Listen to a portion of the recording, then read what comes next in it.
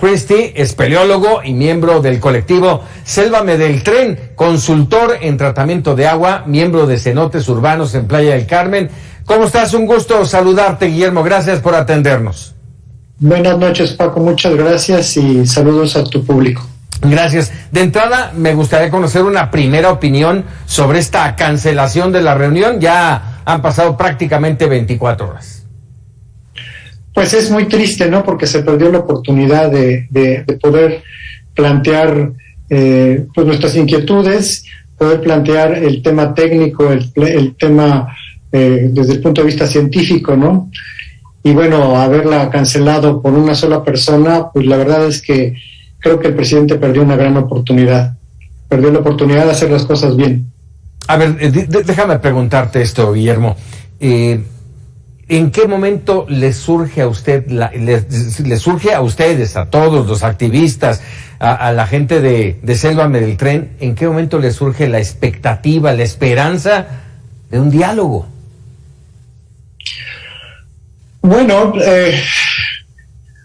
pues la verdad es que el momento en el que el presidente decidió que quería invitar a los artistas y demás a que les iba a explicar, digo, bueno, pues sí, vamos a ir. De hecho, dentro de las personas que decían que podían ir dentro del video, pues estaban parte de nuestros expertos.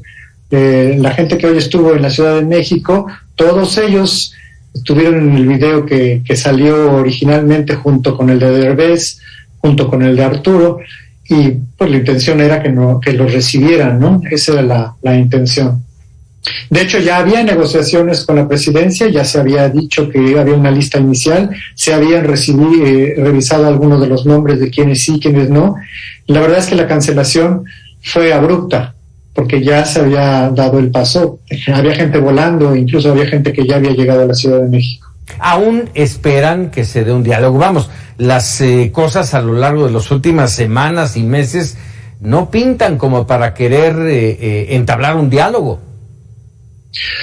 Pues no, definitivamente no vemos ahorita la capacidad de diálogo. Creemos que el presidente perdió la oportunidad. Seguiremos por las vías legales, estaremos haciendo presión mediática. Lo que nos interesa mucho es que la gente conozca el problema que se tiene acá, ¿no? Que conozcan los cenotes, que conozcan los ríos, que se den cuenta que en realidad se tiene razón, no somos adversarios. La intención no es parar por parar o que sea un tema político. No somos políticos ninguno de nosotros. Nos dedicamos a actividades particulares, somos científicos, o somos ingenieros, hay espeleólogos, buzos y demás, ¿no? Esto no se trata de eso. Se trata de presentar la gran inquietud que se tiene del riesgo tan grande de haber hecho el cambio del tramo 5 Sur. Déjame preguntarte esto para que a todos quienes nos están viendo y escuchando nos quede claro. Ecocidio es lo que han manejado muchos de los que están en Sélvame del Tren. Ecocidio. No es una exageración, y para ejemplificarlo, me gustaría que nos dijeras cuál es el riesgo, cuáles son los riesgos en forma sucinta. Bueno, va una franja de aproximadamente 40 kilómetros que mide entre 60 y 90 metros de ancho, en donde la selva desapareció. Entraron las motoconformadoras, las excavadoras y arrancaron árboles, selva. Realmente fueron devastando el ecosistema, ¿no? Eso es un ecocidio. O sea, calculábamos alrededor de 8 millones y medio de árboles perdidos. El último conteo que se hizo en base a un censo en la selva, pues ya estamos hablando de que alrededor de 8.700.000 árboles se perdieron en ese recorrido. Ese es un ecocidio, ¿no? Sobre todo de un gobierno que habla en que no se iba a cortar un solo árbol. Por el problema de haber devastado esa gran franja, es que todo el suelo kárstico en esos puntos, pues están perdiendo humedad, el suelo se va a reblandecer, muchas de las estructuras de cuevas, cenotes y cavernas, pues, lo marca, le da firmeza también las raíces de los propios árboles, ¿no? O sea, no existir ya esos árboles, pues la tierra va a empezar a reblandecerse en esas partes. Y obviamente las cavernas, los ríos subterráneos, pues empiezan a perder humedad, empieza a aumentar la temperatura. Mucho de la tierra que se removió y de las plantas que murieron van a empezar a generar lixiviados. Todos esos lixiviados van a ir al manto acuífero y se corre un riesgo de empezar a contaminarlo, ¿no? Ese es así el primer riesgo de entrada, ¿no? Por otro punto, bueno, ya se fragmentó el ecosistema, los animales que quedan de un lado, los animales que quedan del otro lado, es pérdida genética, y ya no van a poder cruzar de un lado a otro en una parte de la selva que era prácticamente prístina. Era suya. Entonces no hay... Sí, que era suya, Guillermo. Déjame, hablabas hace un momento de los ríos subterráneos y estaba viviendo 1,500 kilómetros de ríos subterráneos. Sí, así es. Nosotros en la península de Yucatán, si hiciéramos un símil en cuanto a magnitudes, pues venimos siendo el Himalaya de los ríos subterráneos. Como acá, a esta zona, vienen buzos a nivel internacional de muchos lugares a hacer este tipo de buceos, este tipo de expediciones, donde para ellos poder hacer un buceo o un recorrido en este tipo de cavernas es el equivalente a querer ir al K2 o querer ir al Monte Everest. Es así de tal magnitudes. Caray. Oye, 13 de mayo, fecha importantísima. Un juez decidirá si la suspensión provisional que está en efecto en este momento se hace definitiva. ¿Qué expectativas hay? Pues esperamos que el juez tenga los mejores argumentos. Creemos tener los mejores argumentos desde el punto de vista técnico y científico. Queremos que la ciudadanía también los conozca para que se sientan arropados en cualquiera de la decisión que vayan a tomar. Y pues bueno, es para avisar que no es el único amparo, vienen más amparos porque pues creemos que tenemos la razón. La razón está de nuestro lado.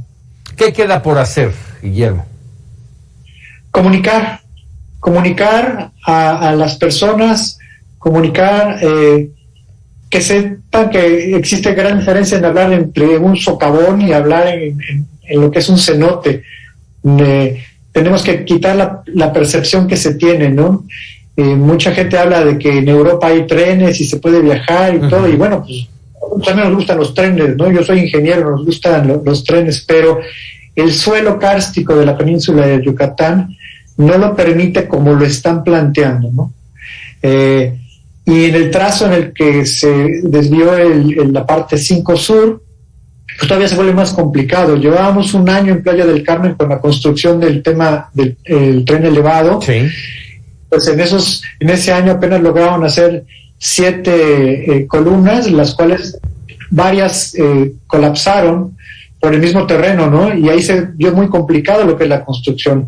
Bueno, en el trazo nuevo del tramo 5 sur, pues se complica todavía más, porque todavía hay más cantidad de cavernas y de sistemas, ¿no? Finalmente, en el lado de la carretera, pues había más facilidad y como sea ya estaba impactado.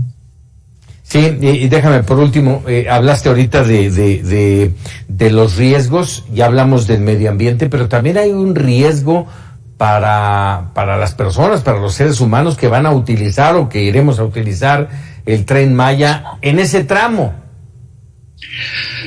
Pues sí, no soy ingeniero civil, pero sí se entiende que hay un riesgo, ¿no? Hay un riesgo desde la obra misma, porque la obra, si uno pretende abrir un espacio para meter un tendido de vía, pues muchas de estas cavernas, muchos de estos ríos, pues probablemente serán rellenados o serán volados para poder emparejar el paso.